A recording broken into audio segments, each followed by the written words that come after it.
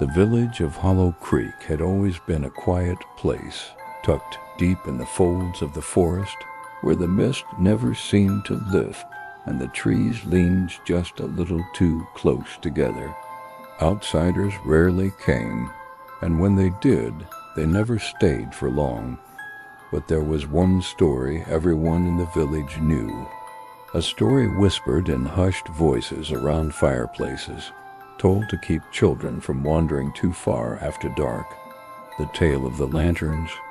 They said that on nights when the moon was hidden and the forest was at its blackest, small lights would appear along the creek, soft, swaying, golden glows, lanterns that seemed to hover in the mist.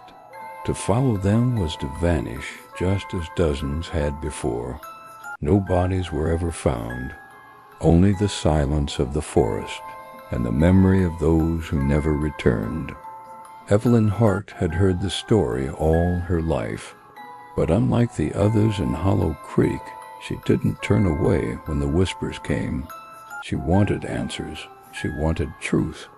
And more than that, she wanted to know why her brother Daniel had disappeared by the creek's edge 10 years ago, on a night when the lanterns were seen. Now, standing at the edge of the forest with only a lantern of her own, Evelyn took her first step into the darkness. The mist curled at her feet, the air cold enough to sting her lungs. And then, just ahead, between the twisted trees, a light flickered, a lantern, but no hand held it. Evelyn froze. The lantern ahead of her swayed gently, as though caught by an unseen breeze. Its glow pulsed faintly in the mist, golden at first, then almost sickly pale. She gripped the handle of her own lantern tighter, her knuckles white. "Daniel?" she whispered before she could stop herself. The forest answered with silence, and then a sound. A splash, faint but clear, came from the creek. Evelyn's heart hammered. She stepped closer, the damp earth sucking at her boots. Her lantern's flame trembled, as though it feared what lay ahead more than she did. When she reached the water's edge, the lantern she had seen was gone. Only ripples spread across the surface, circles widening, as if something had just slipped beneath. Her breath caught. That was when she heard it, laughter. Not loud, not joyous, but a child's laugh carried thin through the fog, fragile and distant. It prickled the hairs at the back of her neck. She spun, raising her lantern high, but the forest remained still, the trees looming like silent sentinels.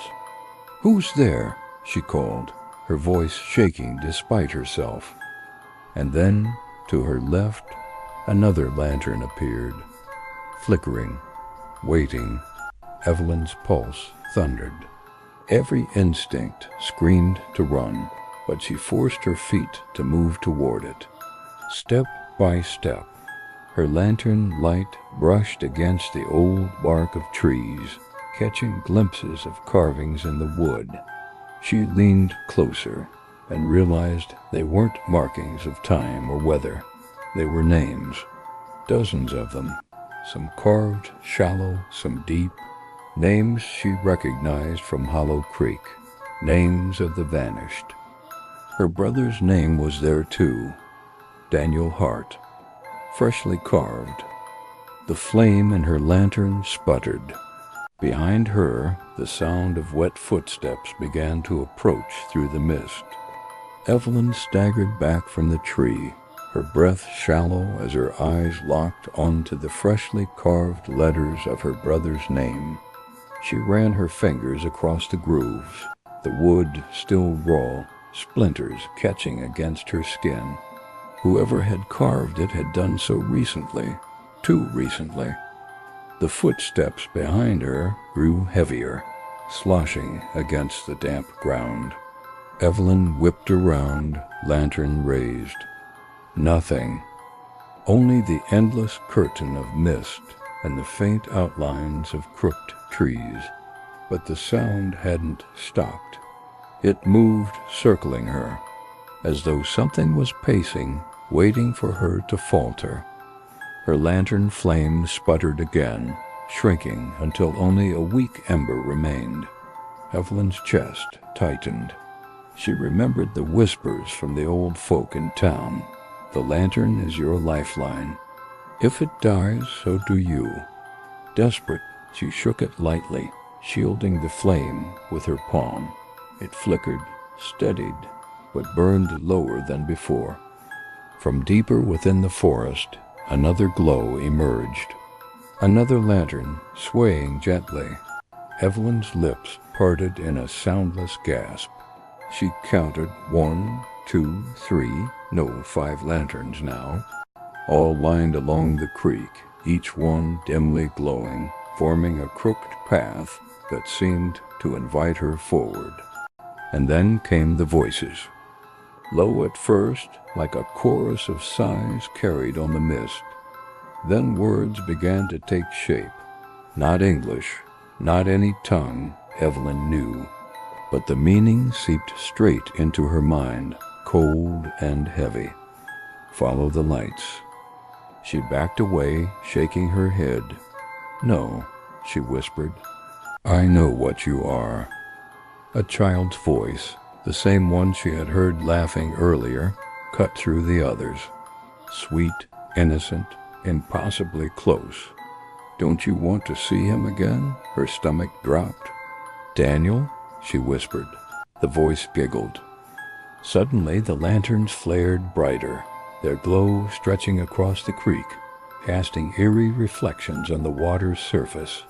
Shapes began to appear in the ripples, pale faces, eyes wide and hollow, mouths open as though screaming beneath the surface.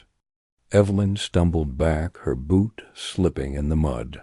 She nearly dropped her lantern, clutching it tight against her chest as a shadow moved just beyond the tree line. It was tall, impossibly thin, its form flickering like smoke. The footsteps began again, this time rushing toward her. The rushing footsteps stopped just short of her, swallowed by the fog. Evelyn held her lantern out, her arm trembling, searching for the figure she knew was there. The mist shifted, curling around her like a living thing. Then, just ahead, she saw it. A face. Not Daniel's. The visage was warped, stretched thin as parchment, eyes too wide, teeth bared in a grin that never belonged to anything human. Its body was little more than a silhouette, bones jutting against a smoky frame that refused to stay still. Evelyn's breath froze in her chest. She stepped back, her boot crunching on brittle twigs. The creature tilted its head, and as it did, all 5 lanterns along the creek flared violently, then dimmed again. The light is theirs. The whispers coiled around her skull. And they are hungry. The lantern in her hand sputtered, as though answering the voices. Evelyn clutched it tighter, whispering frantically, No, you're mine, you're mine. But then came another sound, a faint splash. Her eyes darted to the creek. Between the lantern reflections, a pale hand broke the water's surface. Then another. Then another. One by one, bodies dragged themselves upward sodden, bloated, their skin hanging in tatters. Their eyes glowed faintly, catching the lantern light like glass. And every single one of them mouthed her name. Evelyn. Her heart hammered, throat raw as she stumbled back from the water. The mist thickened, choking the air, and for a split second she thought she saw her brother's face among the drowned, his lips forming the same word. Evelyn. The child's voice returned, clearer than ever now, right behind her. Don't run. Follow the lights. He's waiting. Evelyn spun around, lantern shaking violently in her grip. The forest was empty. And then one of the distant lanterns shifted. It didn't sway from the wind. It moved. Someone was carrying it. Evelyn's pulse roared in her ears as the moving lantern drifted deeper into the mist. It wasn't just a glow, it had weight, presence, like a beacon cutting through the void. Whoever carried it walked slowly, deliberately, as if daring her to follow. Her first instinct was to run, but the drowned shapes by the creek had already spread out, circling, their wet footsteps squelching against the earth. Their glowing eyes never left her. There was nowhere to go but forward, so she took a step, then another. The mist closed behind her like a door. The figure ahead was only ever half visible, the lantern's glow spilling across a ragged cloak. Once or twice she caught the shape of a hand, long, thin fingers gripping the handle, but the rest seemed to shift, like the mist itself wrapped around a body that didn't want to be seen. "Who are you?" Evelyn demanded, though her voice cracked with fear. The figure never answered. Instead, it lifted the lantern higher. The light flared and the trees around her changed. They weren't trees anymore. They were beams. Charred, blackened wood, leaning like the skeletal remains of a building. Evelyn's stomach lurched as the smell hit her burnt timber and old smoke, the stench of something long extinguished, yet never gone. The orphanage.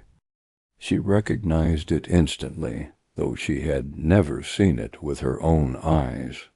Hollow Creek's old orphanage, the one that burned decades ago, the one whispered about in hushed tones, the drowned children, the cries, the lights. It was all connected.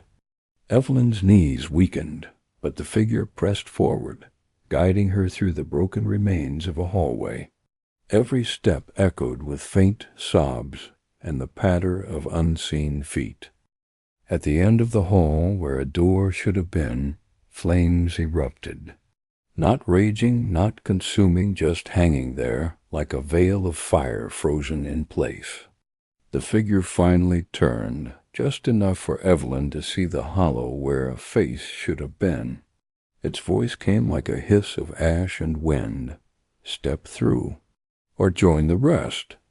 Behind her, the drowned children's voices rose in unison, chanting her name.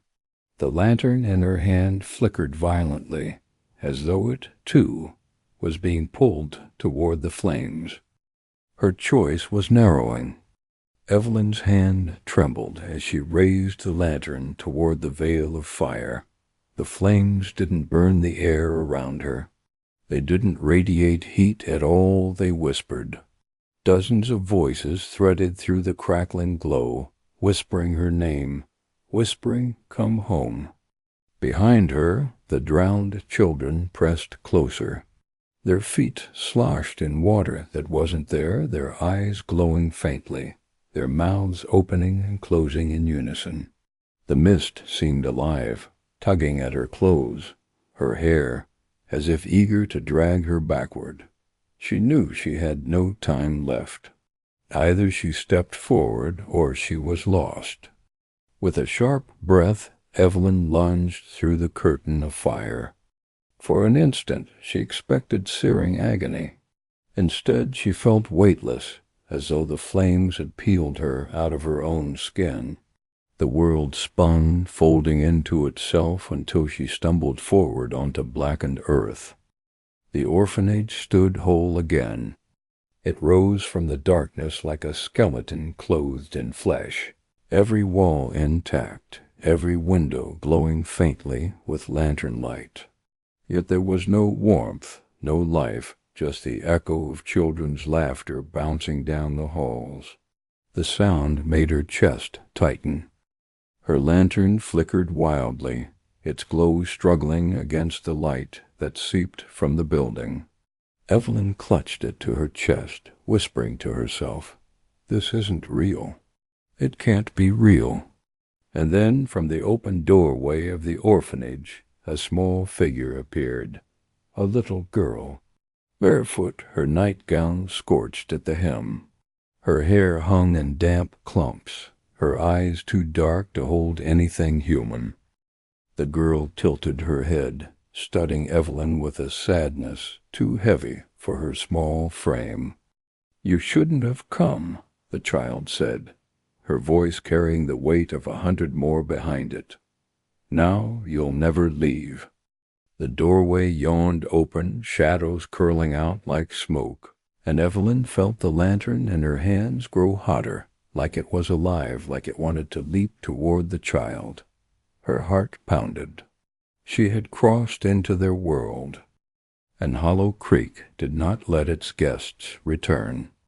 Evelyn's breath caught as the little girl reached out her hand, palm pale against the glow of the doorway. The lantern in Evelyn's grasp pulsed like a beating heart, its light straining toward the child. Every whisper she had heard since arriving in Hollow Creek seemed to gather now, swirling through the air in one terrible chorus. "Stay."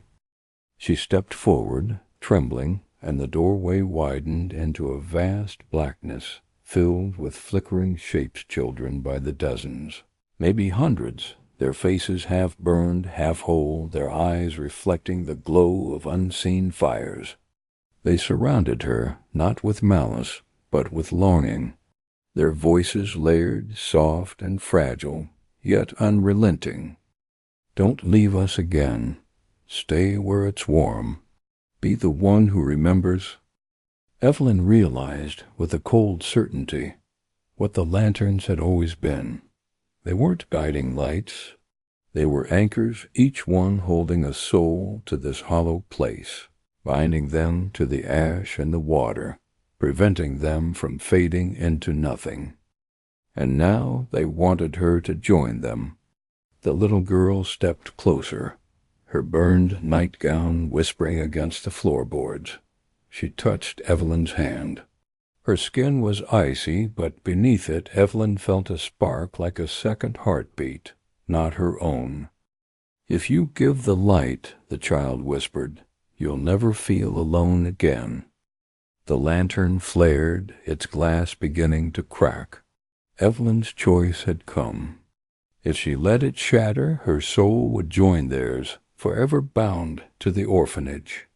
If she resisted, if she turned and ran, she might escape, yet she knew the whispers would follow her all her life, clawing at her mind until the day she died. Evelyn closed her eyes. For a heartbeat, silence fell over Hollow Creek. The air itself seemed to hold its breath.